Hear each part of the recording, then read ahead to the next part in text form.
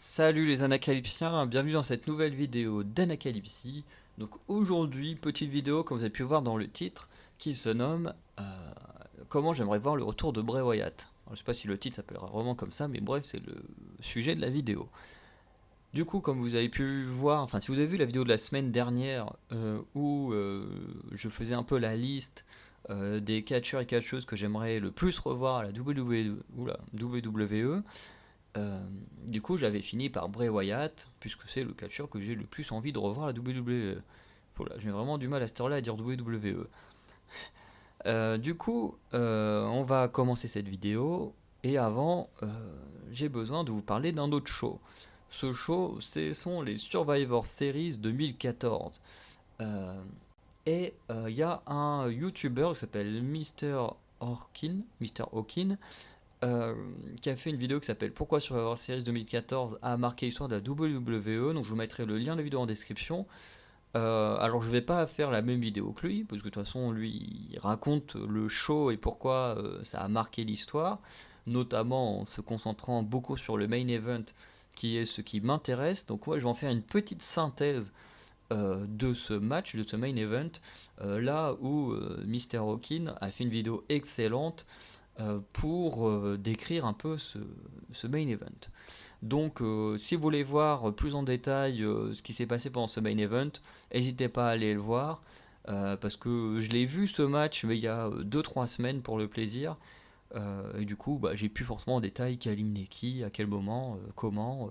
Voilà, je me souviens un peu forcément du contexte de la fin qui était incroyable, mais pas forcément de plus de détails. Que si vous allez voir sa vidéo, bah forcément lui c'était fait pour, et du coup vous aurez tous les détails du match si vous voulez les voir. Si ça se trouve vous connaissez peut-être déjà ce youtubeur, donc il fait des très bonnes vidéos, donc n'hésitez pas à aller le voir. Si ça se trouve vous le voyez déjà, bref. Donc le contexte des Survivor Series 2014. Donc le main event, comme dans tout Survivor Series, alors pas forcément le main event, hein, mais il y a toujours ce match des Survivor Series, donc deux teams s'affrontent, souvent la team Raw contre la team SmackDown, et une seule fois dans l'histoire, nous avons eu la team Raw contre la team SmackDown contre la team NXT. Ce qui est un peu dommage, c'est qu'à chaque fois c'était la team NXT qui gagnait, et c'était un peu prévisible pour qu'il soit mis en avant, mais ça n'empêche pas que les matchs étaient quand même bons. Et moi j'adore ces matchs d'élimination. Euh, voilà, c'est juste une info comme ça. Et du coup, on avait deux teams qui s'affrontaient. Donc là, c'était pas la team Raw forcément contre la team SmackDown. C'était la team Authority contre la team John Cena. Et du coup, alors je me souviens plus qui forcément était dans quelle team, à part je me souviens que Big Show était dans la team Cena et qu'il a trahi Cena et que c'est à cause de ça que Cena a été éliminé du match. Je me souviens qu'il y avait Luke Harper, Seth Rollins et Kane dans la Team Authority. Après le reste, je me souviens plus de qui était présent. Cela dit, si la Team Authority, parce qu'il y a un gros challenge, si la Team Authority gagne, toute la Team Cena est virée de la WWE, sauf John Cena.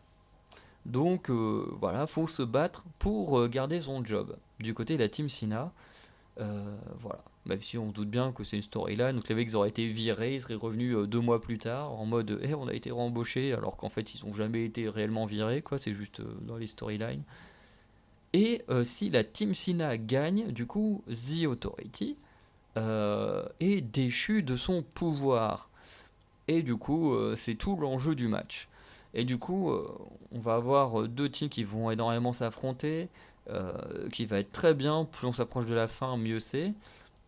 Et du coup, on va arriver sur ce final où Dolph Ziggler se retrouve tout seul, je crois même jusqu'à face à trois membres de The Authority, et puis il va finalement finir par réussir à éliminer Kane, il va finalement réussir à éliminer Luke Harper de mémoire, et il se retrouve en finale face à Seth Rollins. Et du coup, là, c'est énorme parce que les deux ils s'affrontent.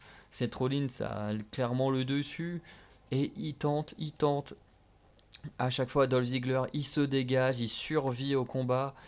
Et au final, on a Triple H. Alors, je crois que d'abord, il y a deux sous-fifres de Authority qui intervient. Au bout d'un moment, Triple H lui-même intervient. Et je crois qu'il met même un pedigree à Dolph Ziggler. Et au moment où du coup il met Seth Rollins sur Dolph Ziggler, il y a des corbeaux qui se mettent à faire du bruit, et du coup on a Sting, le seul membre de la WCW qui n'était encore jamais venu à la WWE, qui fait ses débuts, et c'est génial. Il arrive, il fait un face-à-face avec Triple H qui est un peu long mais tellement intense, et c'est absolument génial. Et puis là, il attaque Triple H, il met KO Triple H, il prend Dolph Ziggler, hop, il le met sur Seth Rollins, un arbitre il vient, il compte jusqu'à 3, hop, la Team Cena gagne le match, euh, comment il s'appelle, Sting, il repart, et là t'as le public qui se met à huer Stéphanie et Triple H, mais c'est énorme parce que ils te chantent plein de chansons différentes. Genre, ils chantent la chanson Goodbye de Christina Debarge. Vous écouterez, c'est une chanson qui date, hein, mais c'était très drôle. Ils ont même fait le chant You Are Fired, donc vous êtes viré. Bref, deux trois chants comme ça, et t'as vraiment tout le monde qui chante en même temps. C'est absolument génial, l'ambiance est absolument folle. Et, euh, et franchement, c'est génial, quoi. T'as même Dolph Ziggler après qui repart, qui a du mal à partir, et puis du coup qui se fait accueillir par John Cena, qui lui fait un câlin et qui le ramène dans les coulisses. Enfin bref, c'est un show. Enfin, du moins, le match était génial, parce qu'effectivement, comme le dit Mr. Hawkin, le show en lui-même est pas non plus oufissime, mais c'est le main event qui sublime tout. Enfin bref, un pay-per-view à la Vince McMahon, quoi. Faut croire qu'en 2014, on en était déjà à faire des pay-per-view où seul le main event était vraiment génial. Enfin, du moins, moi, depuis que j'ai repris le catch il y a 3 ans, il n'y a que les main events qui. Enfin, il y a quelques matchs des fois qui sont vraiment très bons, mais la plupart du temps, il n'y a que le main event où je prends vraiment du plaisir, quoi. Du coup, l'idée que j'avais, ce serait pour les prochains Survivor Series, donc qui normalement auront lieu en novembre, si je dis pas de bêtises. Et ce serait de faire à nouveau une team Raw contre une team SmackDown, avec d'un côté à SmackDown une team Bloodline, parce que souvent c'est du 5 contre 5, donc on peut faire une team Bloodline avec Roman Reigns, avec Sami Zayn, Jay et Jimmy Uso, et Solo Sikoa, donc on se retrouve bien avec 5 membres, donc les 5 de la Bloodline. En imaginant qu'à ce moment-là, Sami Zayn fait toujours partie de la Bloodline. Parce que ça, malheureusement, on ne sait pas si dans 2 mois, enfin 1 mois et demi, il sera encore dans la Bloodline. Mais imaginons que Sami Zayn fasse toujours partie de la Bloodline. Et de l'autre côté, on aurait la team Raw avec Austin Theory, avec Johnny Gargano, avec Kevin Owens, et j'ai rajouté Braun Strowman et Seth Rollins euh, pour voilà, avoir un peu de star power du côté de Raw. Le principe du match, ce serait que par exemple Sami Zayn se fasse éliminer par Braun Strowman ou par Seth Rollins, histoire de garder un peu de star power de ce côté-là. Euh, Tandis que de l'autre côté, on est du conflit entre Austin Theory, Kevin Owens et Gargano, puisqu'on l'a bien vu, au retour de Johnny Gargano, Austin Theory est venu le confronter, est venu lui dire Wally, maintenant je suis détenteur de Money in the Bank, du coup si tu veux qu'on reste potes, en gros t'es mon larbin et tout. Chose qui a été reçue par Johnny Gargano avec un bon kick dans la gueule d'Austin Theory. Donc on a déjà un peu de conflit entre Gargano et Austin Theory. De l'autre côté, on a une promo récente de Kevin Owens, pareil, qui a démonté Austin Theory et qui, je crois, a même battu Austin Theory dans un match. Donc, je pense que ça peut être pas mal d'avoir ces trois-là dans une même équipe sur la Versus, que ça créerait de la tension. Ça peut pousser Kevin Owens à quitter le match, comme a pu faire le Big Show en 2014, ou Johnny Gargano, même si je vois plus, enfin je vois mal Gargano quitter un match comme ça. En plus, bon après, c'est vrai qu'il y a des choses qui sont pas très très crédibles parce que Johnny Gargano est face, donc aucune raison qu'il quitte un match. Et ce serait compliqué de le faire perdre, même si bon, s'il se fait éliminer par Roman Reigns, encore ça peut aller. Mais voilà, c'est quand même mieux de lui donner des victoires avec son arrivée.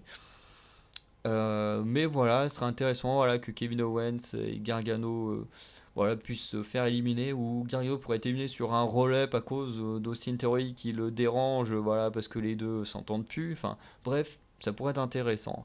Donc on se retrouve avec une Bloodline, donc sans Sami Zayn, et qu'il ne reste que Austin Theory, Braun Strowman et Seth Rollins, ce qui pourrait être assez intéressant.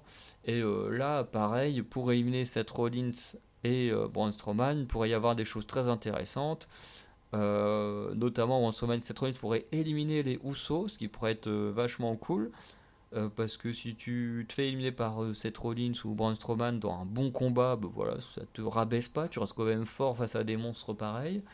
Et puis en plus avec les Usos contre ces deux-là, ça peut donner un truc de fou.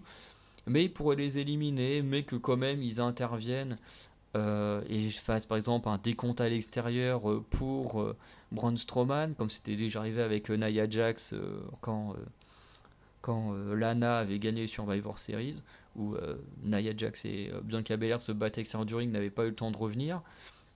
Et Seth Rollins pourrait se faire éliminer notamment par Roman Reigns, voilà, qui lui en veut sûrement encore de ce qui s'est passé au Royal Rumble. Et du coup, ça pourrait laisser une finale entre Austin Theory contre Roman Reigns et Solo Sikoa.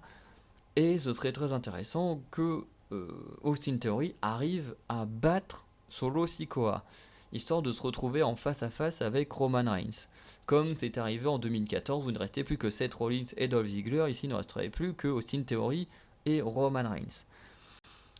Et ce qui pourrait être intéressant, c'est que même s'ils se retrouvent en 1 contre 1, que la Bloodline, comme ils se prennent pour les boss de la WWE, qu'ils décident de ne pas obéir aux règles, vu que vraiment quand tu es éliminé, tu retournes aux coulisses, et qu'ils décident de revenir, voire même on pourrait avoir un retour de Paul Heyman qui interviendrait pour aider le chef tribal. Mais bon, c'est pas vraiment un combattant, donc à part faire une distraction, il pourrait pas faire grand chose, Paul Heyman. Mais on pourrait imaginer que les Usos, Solo Sikoa ou Sami Zayn préfèrent quand même rester aux abords du ring pour s'en prendre à Austin Theory, vraiment lui donner une bonne leçon, voilà, à ce gars qui a été normalement privilégié euh, par Vince McMahon. Et le choix de ce final, Roman Reigns, Austin Theory déjà, parce que je vois mal quelqu'un éliminer Roman Reigns. Mais en même temps, comme vous avez vu, j'ai mis plein de gens dans ce match euh, qui ont du conflit avec Austin Theory, donc Johnny Gargano, Kevin Owens, Roman Reigns, pareil, qui avait fait une promo en mode voilà, ton père n'est plus là, en parlant de Vince McMahon, du coup, qui avait Austin Theory comme petit protégé et qui lui a donné notamment la mallette, hein. Et notamment, faut pas oublier qu'Austin Theory a tenté à 2 reprises d'utiliser sa mallette dans un match contre Roman Reigns. Donc ce serait vraiment le moment où Roman Reigns pourrait en profiter pour casser la gueule à Austin Theory pour lui faire comprendre que c'est lui le boss, qu'il doit arrêter d'intervenir dans ses matchs de championnat. Et ce serait vraiment absolument génial. Et ce qui serait fou, c'est qu'avec cette tricherie, cette domination de la Bloodline sur Austin Theory, on pourra avoir d'un coup les lumières qui s'éteignent, un peu comme une présence d'Undertaker, tout ça, les lumières qui se rallument et hop, toute la Bloodline qui a disparu à part Roman Reigns, qui pourrait se demander où est passée la Bloodline et tout. On pourra avoir les lumières qui se rééteignent, qui se rallument, et puis là, il se retourne, il se retrouve face au Fiend, à Bray Wyatt, et là, Bray Wyatt pourrait l'attaquer, du coup donner la victoire à Austin Theory, ce qui du coup ferait du bien à Theory d'avoir enfin une victoire. Et en même temps, ça ne rabaisserait pas Roman Reigns de perdre face à Theory à ce moment-là, euh, parce que euh, parce que du coup, ça aurait été à cause d'une intervention. Après, il pourrait ne pas y avoir de cashing parce que si les choses sont faites de la même manière que en 2014 où Seth Rollins et Dolph Ziggler étaient tous les deux KO quand Triple H est intervenu pour aider Seth Rollins et ensuite quand Sting est intervenu pour aider Dolph Ziggler, les deux étaient KO. Donc là, il faut imaginer qu'également, bon, Roman Reigns n'est pas entièrement KO, mais plutôt voilà, suffisamment mal en point pour prendre le tombé, et que Austin Theory, après tout ce qu'il a pris dans la gueule, lui est vraiment KO. Donc il n'a pas le temps de se dire je vais chercher la mallette, machin. Puis Bray Wyatt, ferait ça plus pour donner une raison à Roman Reigns de s'en prendre à lui et surtout d'avoir une place dans un match pour le titre plus tard en 2023, sachant qu'il y a encore Karrion Kross entre deux et on ne sait jamais, hein, Cody Rhodes ou The Rock à WrestleMania. Mais ça pourrait permettre à Bray Wyatt de se positionner, et puis pourquoi pas un match triple menace au Royal Rumble ou une connerie comme ça un peu plus tard. Euh, et en plus, la foule serait totalement folle et heureuse de revoir Bray Wyatt dans un show. Et voilà. Donc, je vais expliquer deux choses. Donc, pourquoi Austin Theory qui en prendrait plein la gueule et du coup se ferait save par Bray Wyatt. Et ben, d'un côté, c'est que Austin Theory en ce moment a l'habitude d'en prendre plein la gueule. Il se fait agresser par Johnny Gargano. Bon, c'est lui qui l'a cherché, mais bon, voilà, il se fait dégommer par Gargano. Ensuite, il s'est fait trash talk par Kevin Owens, il s'est fait trash talk par Roman Reigns, enfin bref, il s'est fait dégommer par du Brock Lesnar, enfin bref, tout le monde, tous ceux à qui il va adresser la parole, quasiment, il se fait casser la gueule par ces gens-là. Donc le pauvre garçon, voilà, il se fait un peu punir par tout le monde d'avoir été le chouchou de Vince McMahon. Donc c'est plutôt intéressant que dans un match comme celui-ci, ce soit lui la victime. Voilà, et puis en plus les gens pourraient peut-être finir par l'apprécier parce qu'il pourrait un peu profiter pour changer de gimmick parce que sa gimmick du mec qui prend des selfies, au bout d'un moment il y en a un peu marre. Moi honnêtement j'en peux plus de cette gimmick là. Donc ce serait une bonne occasion en même temps pour changer la gimmick d'Austin Theory. Euh, et en plus, Bray Wyatt en soi c'est vrai qu'il a aucune raison de venir faire un save sur Austin Theory. Mais en soi, c'est pas gênant parce qu'en fait, il le ferait pour s'attaquer à Roman Reigns et lui faire comprendre voilà, mon gars, je suis de retour et je veux tes titres bah, dès que je peux, quoi, dès que tu m'accordes du temps. Donc, t'attaquer la meilleure façon que tu vois que je suis là. Et c'est globalement ce qu'a fait Sting. Parce que quand Sting est revenu et qu'il a sauvé Dolph Ziggler, le mec, il s'en foutait de Dolph Ziggler. Il venait pour s'opposer à l'autorité. Et du coup, en s'attaquant à l'autorité, bah, c'est comme ça qu'il a créé sa rivalité avec Triple H. Donc ce serait marrant que Bray Wyatt crée sa rivalité avec Roman Reigns, du coup, bah, en s'attaquant à lui, qui se prend un peu trop pour le boss de la WWE, comme l'autorité se prenait pour le boss de la WWE à l'époque. Donc ce serait très intéressant de faire les parallèles en 2014, enfin en 2022, par rapport à 2014. Et la deuxième raison pour laquelle j'aimerais que Bray Wyatt revienne au Survivor Series, c'est que c'est quand même un des plus gros noms du monde du catch. C'est un des catcheurs, voire le catcheur. Je compte également les femmes, hein, mais c'est sûrement la personne la plus attendue dans un ring. Ça fait un an qu'on l'attend, tout le monde veut le revoir. Même des légendes comme l'Undertaker ont exprimé le fait que Bray Wyatt manquait à la WWE. Donc même d'autres catcheurs veulent absolument revoir Bray Wyatt. Et du coup, je veux dire, quand t'as un mec comme ça que tout le monde veut voir, tu peux pas le faire revenir à Raw ou à SmackDown. La pop, elle serait géniale, mais c'est pas terrible. Faut le faire revenir dans un pay-per-view.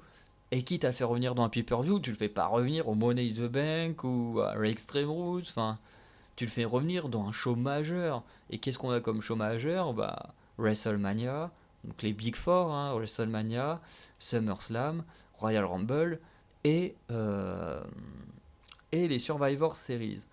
Bon, SummerSlam c'est déjà passé, et je pense que les gens n'ont pas envie d'attendre 2 ans pour voir son retour.